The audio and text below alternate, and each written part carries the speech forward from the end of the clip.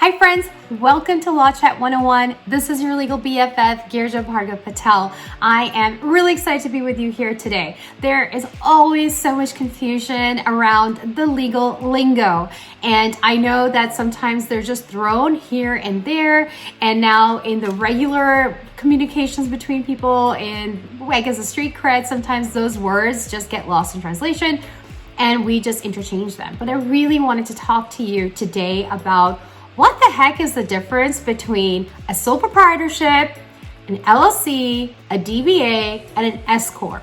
And I don't mean like the legal differences, all like the bullet point differences, but more so just in general, like the general big picture differences. Because sometimes that's all we just need, a clarification on the general definition and the differences that are there. So make sure you stay tuned till the end so you can find out all the differences and also kind of see which one works for you best.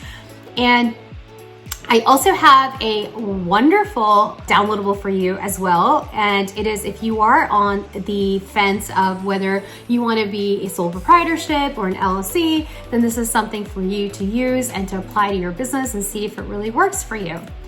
But before we begin anything, like always, two things. Number one, if you love these videos, and I know you do, and I know they're helpful, go and share them with somebody else. Share the love. Subscribe, share it on your social media, and stay up to date with everything that's coming out, but then also share it with other people who can actually benefit from it too, because there are tons of us out there that are just trying to figure it out and trying to start those businesses. And these are the small little bumps on the road that can really become big mountains if we don't just shovel them out of the way, right? How do we shovel out of the way? By sharing information and educating others along the way as well. So share that love, subscribe, love, comment, all of that you need to do, because that way it'll make this video and the podcast also get up into the ranks so more people can see it and more people can benefit from it as well. And number two, as usual, my disclaimer. So I am a lawyer. I'm a lawyer in Houston, Texas. The information that I am sharing is for informational purposes only and educational purposes. So a lot of the stuff is really high level in general and just may not apply to your business, but that's okay because you can go and find a lawyer that is good for you in your city or in your town. They can really truly help you and align your business with the legal requirements and also any other professionals that you just might want to go out and seek for your business as well. Okay, now let's get started. So, how many of you have heard about sole proprietorship, LLCs, and then S Corp and DBAs? How many times have I had somebody come to me and say, no, I'm an S Corp. I'm an S Corp entity. Or, no, but my DBA is this, so does that mean I'm an LLC now? And so there's so much confusion because a lot of times the legwork that goes into doing any of these things, you think you've established, let alone just somebody saying that you're filing your LLC and now it's like, okay, I have a trademark, which is not true at all. You have to go through the trademark process. That's another conversation for another day. So do not confuse your LLC application or filing for trademark application or filing because they're two separate beasts on their own. But let's get back to where we started. So the sole proprietorship. Sole proprietorship is really like, it's a default setting. It is basically, okay, I'm going to start my business today and there you go. I'm a sole proprietor. It's not really an entity per se. Sole proprietor, general partnership. Partnership is basically also default setting if you have more than one person that is starting the business. And it's wonderful. It's also like less requirements legally in the government and filing and this and that, but also you have a lot of exposure to liability. And so depending on the business you're in, depending in the industry that you're in, the services that you're providing, and also your risk aversion, you want to see whether the sole proprietor is good for you right now or whether you need to bump it up to an entity formation. And so a lot of times sole proprietorship is fine. It's fine because your industry is not a lot of risk over there. Or also your money, the money that you're making, it just makes more sense to be a sole proprietor right now than an LLC. So you just have to kind of weigh out what works best for you at that point.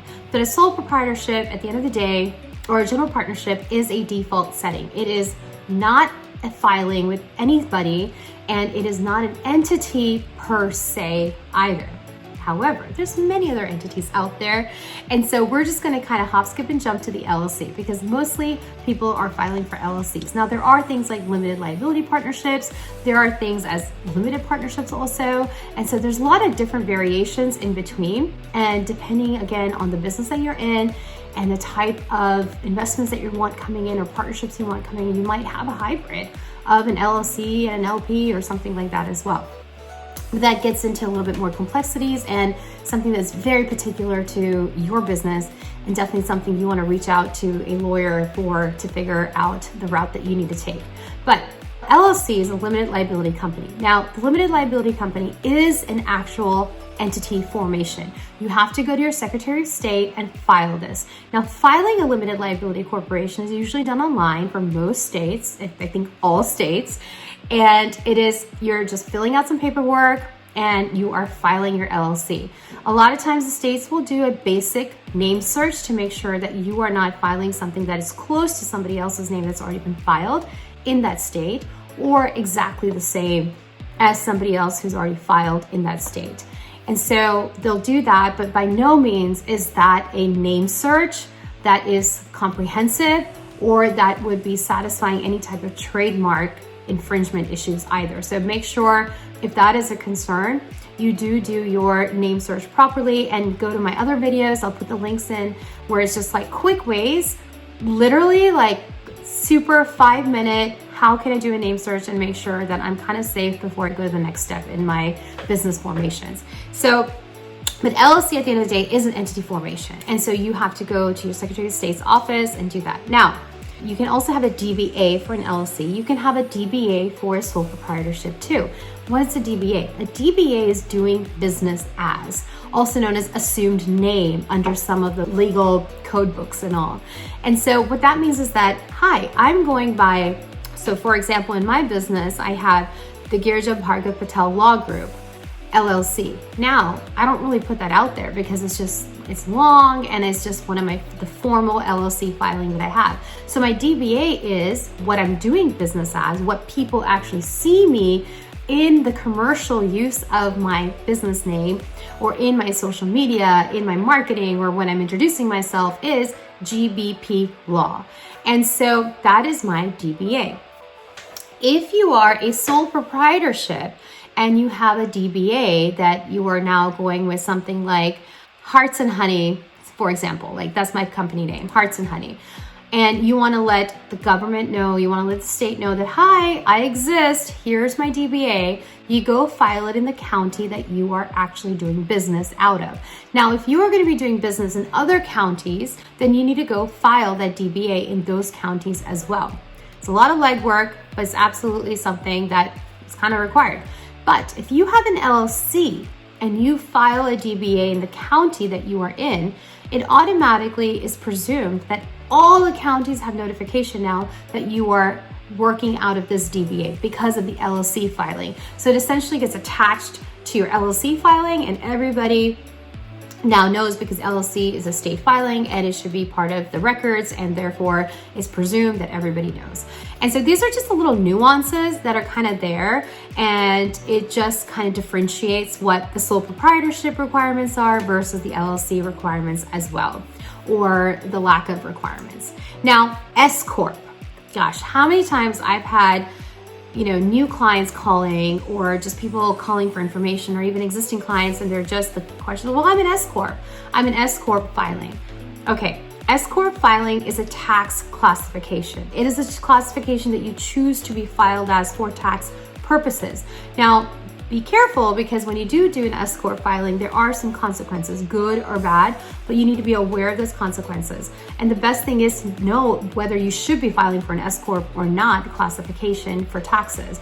And that is a question that you should be asking your CPA or somebody that has the knowledge that can share with you, well, if you file for an S Corp in your taxes, then this will happen. But S Corp is a tax classification. It is not an entity formation. So you can have an LLC, but be classified as an S Corp for tax purposes, or you could be a C Corp and classified as an S Corp for tax purposes as well.